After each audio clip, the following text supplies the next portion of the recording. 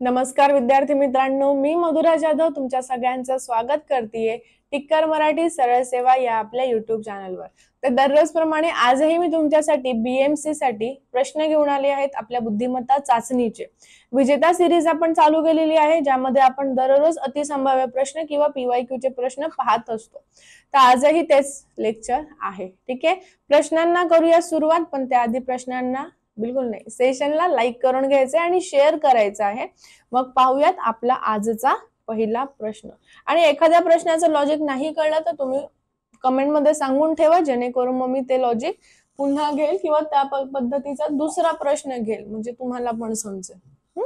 पहा, एका मनुष्याकडे बोट दाखवत दीपक म्हणतो की याचा एकुलता एक भाऊ म्हणजे त्या मनुष्याचा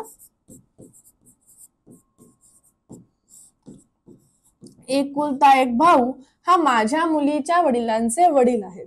हा कोणाच्या? दीपकच्या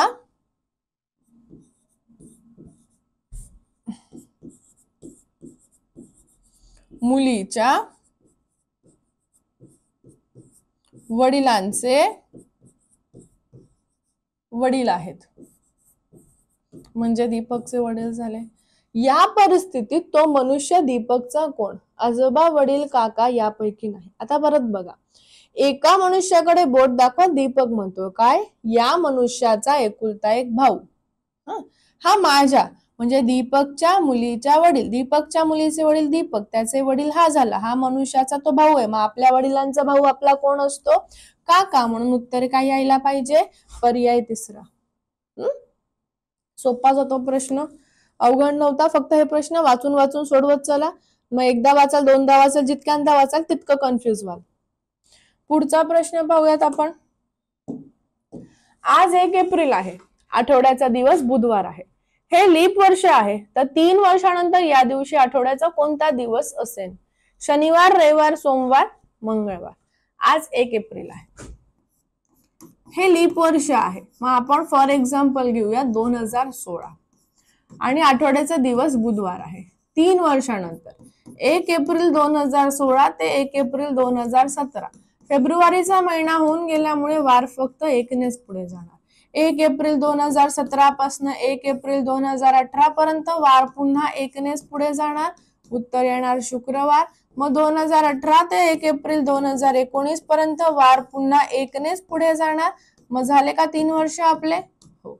वार काय आला? शनिवार। त्यांनी प्रश्न काय विचारला होता? आज 1 एप्रिल आहे, आठवड्याचा दिवस बुधवार आहे, हे लीप वर्ष आहे, तर त्याच्या पुढचे 3 वर्ष, बुधवारच्या पुढे 3 गेले, गुरुवार, शुक्रवार, शनिवार, असं डायरेक्टली उत्तर सुद्धा तुम्ही काढू शकता। पर्याय पहिलाच येणार आहे आपला। पुढचा प्रश्न, हेमा पूर्वेकडून पश्चिमेकडे 7 किलोमीटर चालते आणि उजवीकडे वळून 2 किलोमीटर चालते। ती उजवीकडे वळते आणि 5 किलोमीटर चालते। आरंभ बिंदूच्या बाबतीत ती आता कोणत्या दिशेस आहे? उत्तर पूर्व, उत्तर पश्चिम, उत्तर यापैकी नाही। हेमा पूर्वेकडून पश्चिमेकडे 7 किलोमीटर जाते, उजवीकडे वळून 2 किलोमीटर जाते, ती उजवीकडे वळते आणि 5 किलोमीटर जाते। तर आरंभ बिंदूच्या बाबतीत ती आता कोणत्या दिशेला आहे? बरोबर आहे, आरंभ बिंदू इथे, ती आता आहे ह्या दिशेला। आपली ही दिशा कोणती असते? वायव्य, म्हणजेच उत्तर पश्चिम। यात वायव्य असेल, वायव्य द्या, उत्तर पश्चिम ऑप्शन मध्ये असेल तर ते द्या, आहे उत्तर पश्चिम, म्हणून पर्याय दुसरा देणार आपण। त्यानंतरचा पुढचा प्रश्न विधान अनुमानाचा आहे। विधानांवरून खालीलपैकी निश्चितपणे योग्य अनुमान किंवा अनुमाने कोणते किंवा कोणती? विधान दिले सर्व कावळे गायी आहेत, काही गायी काळ्या आहेत, आणि अनुमान दिले काही गायी कावळे आहेत, सर्व गायी काळ्या नाहीत। फक्त अ, फक्त ब, दोन्ही अ आणि ब, अ आणि ब दोन्ही नाहीत। सर्व कावळे गायी आहेत, सर्व कावळे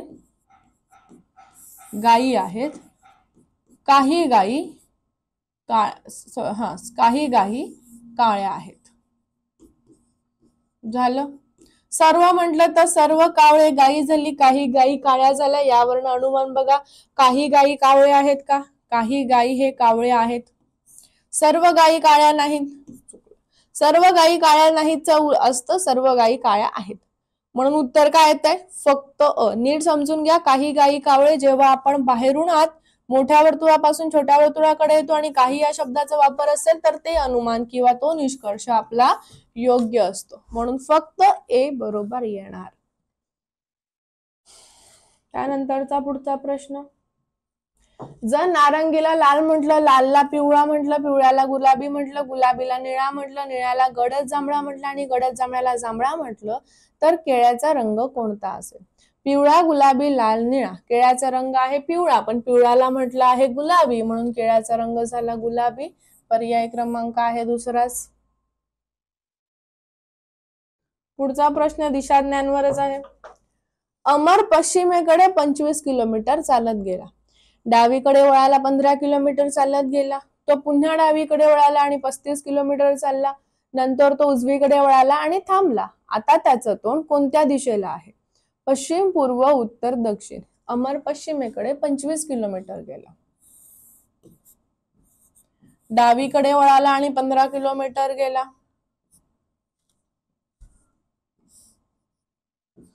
मग डावीकडे वळाला आणि 35 किलोमीटर गेला आणि नंतर तो उजवीकडे वळाला. आता त्याचं तोंड कुठे आहे? खालच्या दिशेला. खालची कोणती दिशा आहे?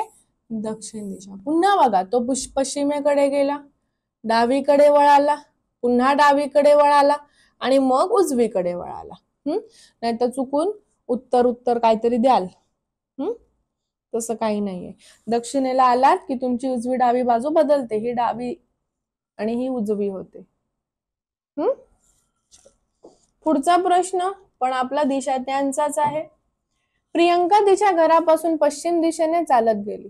25 मीटर अंतर चालल्यानंतर ती उजवीकडे वळली आणि 10 मीटर चालत गेली. ती पुन्हा एकदा उजवीकडे वळली आणि 15 मीटर चालत गेली. ती आता तिच्या प्रारंभ बिंदूपासून कोणत्या दिशेला आहे? उत्तर पश्चिम, दक्षिण पश्चिम, दक्षिण पूर्व, उत्तर. प्रियंका तिच्या घरापासून पश्चिम दिशेला चालत गेली आहे. 25 किलोमीटर चालल्यानंतर ती उजवीकडे वळाली आणि 10 मीटर चालली. ती पुन्हा एकदा उजवीकडे वळाली आणि 15 मीटर चालली. तर ती आता तिच्या प्रारंभ बिंदूपासून पुन्हा याच दिशेला आहे.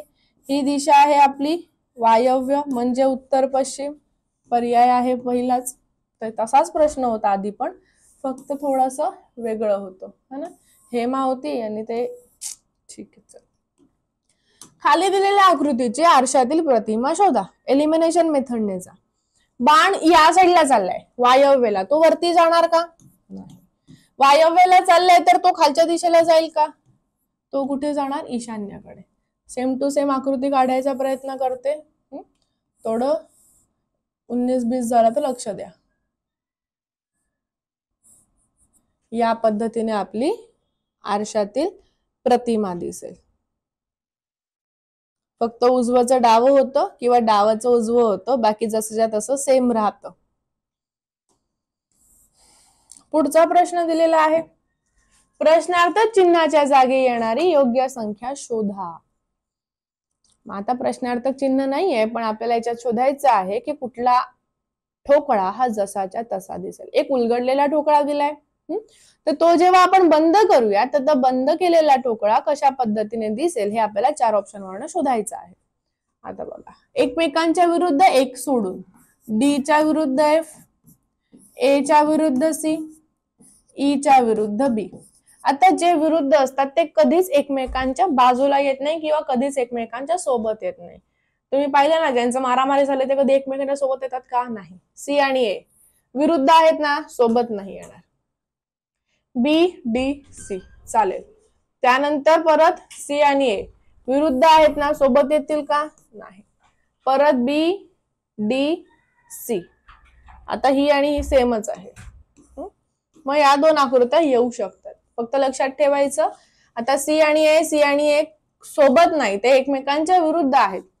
ते इथे सोबत आलेत म्हणून आपण हे 2 कट केले. बाकी 2 आणि 4 सारखं येऊ शकतात. ठोकळा आहे. दररोज प्रश्न घ्यायचा प्रयत्न करते, म्हणजे घन आणि फासामध्ये तुमचे जे काही डाऊट्स असतील ते हळूहळू क्लिअर होत जातील. सांगा तसं कमेंट मध्ये कशावर प्रश्न घ्यायचे आहेत ते. नाही तर मला कळणार नाही. पुढचा प्रश्न, खालील आकृतीमध्ये किती चौरस आहेत? 17, 29, 21, 30 चौरस विचारले आहेत. चौरसामध्ये काय येतं? उत्तर छोटं येतं, चौकोनात उत्तर मोठं येतं, हो ना. मग आता या दोघांचा गुणाकार करायचा आहे. 4 चोक 16 अधिक या दोघांचा गुणाकार करा 3 गुणिले 3 अधिक या दोघांचा गुणाकार करा 2 गुणिले 2 उरलेली मोठी संख्या म्हणजे 1. 4 चोक 16 3 त्रिक 9 बे दुने 4 आणि 1 30. एकूण चौरस किती आले? 30 आले. तेच जर चौकोन विचारले असते तर आडव्यांची बेरीज करायची, 10 आली, उभ्यांची आली 10, त्या दोघांचा गुणाकार 10 गुणिले 10 100. चौरस आले, चौकोन आले 100 तर चौरस आले 30. चौरसांचं उत्तर नेहमी छोटं येईल हे लक्षात ठेवायचं. चौकोनामध्ये चौरस आणि आयत या दोघांना मोजले जातात, तर चौरसामध्ये फक्त ज्याच्या चारी बाजू समान असतात एवढेच मोजले जातात. पुढचा प्रश्न आहे, एका मैदानावर मुलांच्या जेवढ्या रांगा आहेत तेवढी मुलं प्रत्येक रांगेत आहेत. रमेश मधल्या रांगेत मध्यभागी उभा आहे. त्याच्या समोर 10 मुलं असतील तर मैदानावर एकूण किती विद्यार्थी उभे आहेत? 400, 441, 321, 501. मैदानावर जेवढ्या रांगा तेवढेच विद्यार्थी. रमेश मधल्या रांगेत मध्यभागी उभा आहे, त्याच्या समोर 10 विद्यार्थी म्हणजे तो 11वा असणार. मग 11 अधिक 11 22. रमेशला 2दा मोजले वजा 1 केले. रांगेत एकूण किती विद्यार्थी आहेत? 21. 21 विद्यार्थी आणि 21 रांगा, दोघांचा केला गुणाकार, किती उत्तर आलं? 441. जेवढ्या विद्यार्थी तेवढ्याच रांगा म्हटलं आहेत, म्हणून 21 विद्यार्थी 21 रांगा, उत्तर 441. त्यानंतरचा पुढचा प्रश्न, 6:54 वाजता घड्याळातील मिनिट काटा व तास काटा यात किती अंशाचा कोन असेल? 152 अंश, 117 अंश, 180 अंश आणि 60 अंश. आता जेव्हाही तुम्हाला कोन विचारला जाईल तेव्हा काय? आपला एकच फॉर्म्युला 11m/2 वजा 30h. मिनिटं किती दिली आहेत आपल्याला? 54. तर तास किती दिले आहेत आपल्याला? 6. भाग लावला 27. 11 गुणिले 27 वजा 180. 27 एके 27, 27 एके 27 आणि 2 वजा 180. 297 मध्ये 180 गेले 117, म्हणजे 6:54 किती वाजताचा कोन झालेला आहे? तर 117 अंशाचा कोन झालेला आहे. पर्याय क्रमांक दुसरा येणार. त्यानंतरचा पुढचा प्रश्न,